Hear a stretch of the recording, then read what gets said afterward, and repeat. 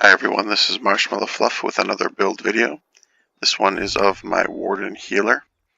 He is very good for all content where you need a healer, and particularly good in veteran trials, or any trial really,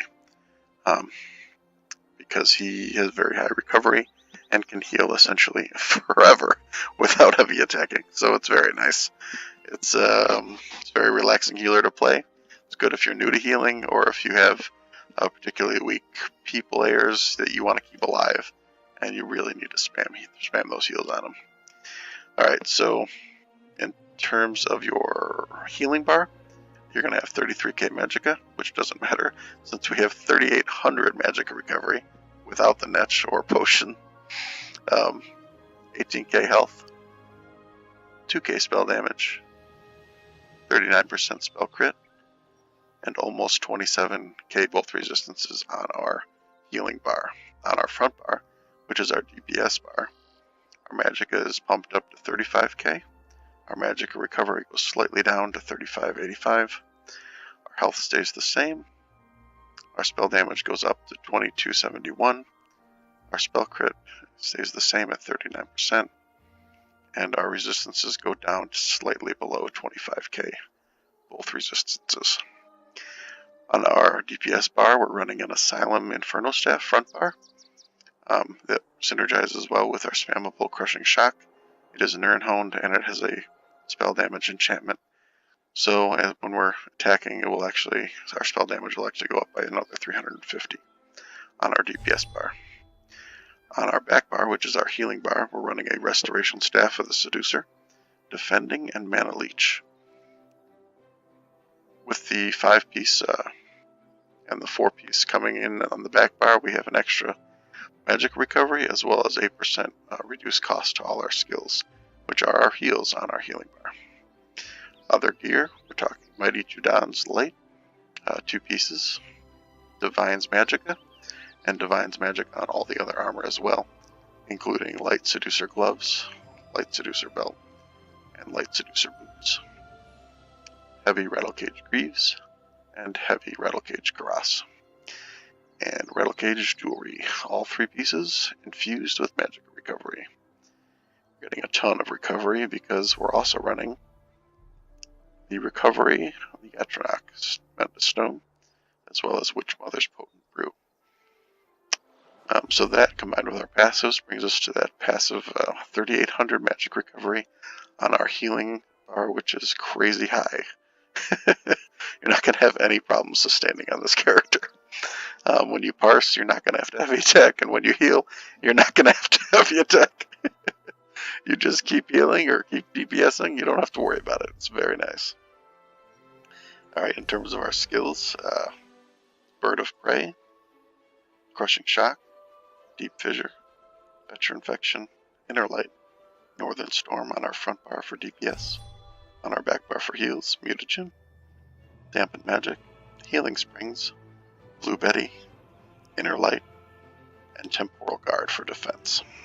In terms of all the skills, we're talking Deep Fissure, Fetcher Infection, Blue Betty, Bird of Prey out of your DPS line, and then all the passives.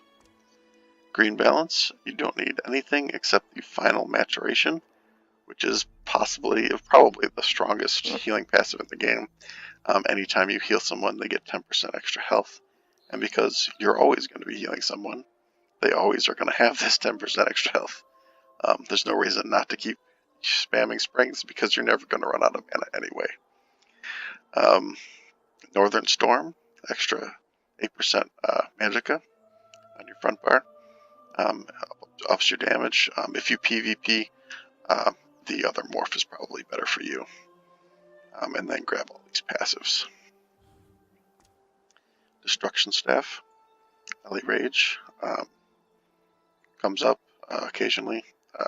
Crushing Shock, they're spammable, and Ellie Drain. Sometimes people will ask you to Ellie Drain targets, and you can slot that there, or anywhere really on your DPS bar.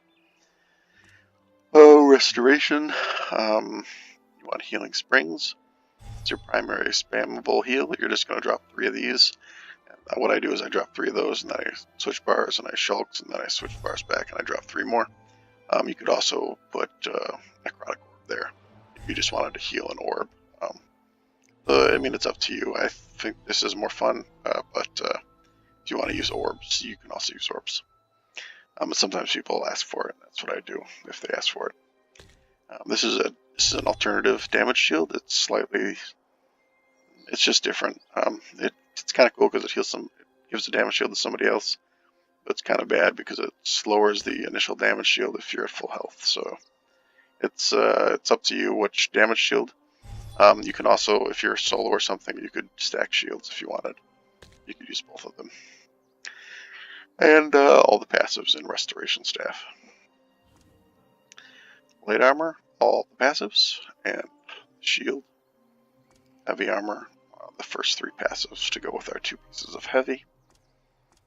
And vampire, last 5 passives for the quick sneaking and extra recovery, mostly. But I mean, the extra defense is good too for non-fire stuff.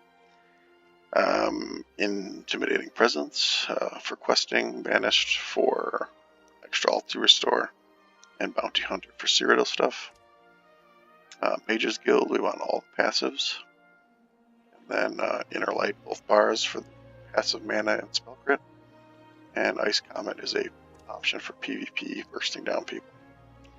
Temporal Guard from the Psijic line, the defensive morph of the ultimate. We want that on our Healy bar to help us not die, which is very strong. It's good to be a healer and not die. And then Necrotic Orb. When I slot it, I usually slot it there, and I'll just do 3 springs and then switch bars and then Necrotic Orb. And that'll heal your team as well as give them back resources. And then both passives from the Undaunted line you do want. Assault, either morph a Sturdy Horn. Aggressive for more organized groups. Sturdy for pug groups is better, in my opinion. And then your passives out of Assault, and your passives out of Support, and Purge out of Support can come up. And then Racial, all your passives. I am a High Elf for the extra Flame Frost Shock damage on my front bar, and Recovery and Magicka. You could do a Breton or an Argonian. It's probably not as strong on this particular setup, just because our recovery is already so high. You'd see limited benefit from those classes. Medicinal use out of Alchemy, very strong, 30% stronger. Even though we only use trash pots, it's still good to have. And then provisioning to increase your food timers. It's good to get if you want extra duration on your food. For CP, 81 Ironclad and 39 Spell Shield for the mitigation and the resistances, and then it comes with those 4. 76 Light Armor, 37 Hardy, 37 LE for more mitigation and resistances, and it comes with those 4. And nothing in the Lord, and then green, we're going to go 21 Warlord for this. Well, only more for just the Warlord for the breakdown. And then 37 Mooncalf, 100 Arcanus, 37 Tenacity, and it comes with these 4. And then 75 Tumbling, and it comes with these 3. And we mostly want the Treasure Hunter, although the Tumbling is very good too. And then in blue, we want 37 Blessed, 37 Elfborn to buff our healing, and then 64 Ally Expert, 66 Spell Erosion, and 66 Master at Arms to buff our direct damage attacks. And then comes with these guys here.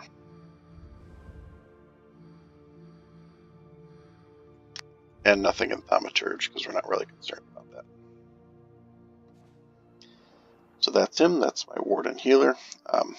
He's very strong if you want to just heal forever and never have to heavy attack. He's really good in pugs and all content where you need a healer.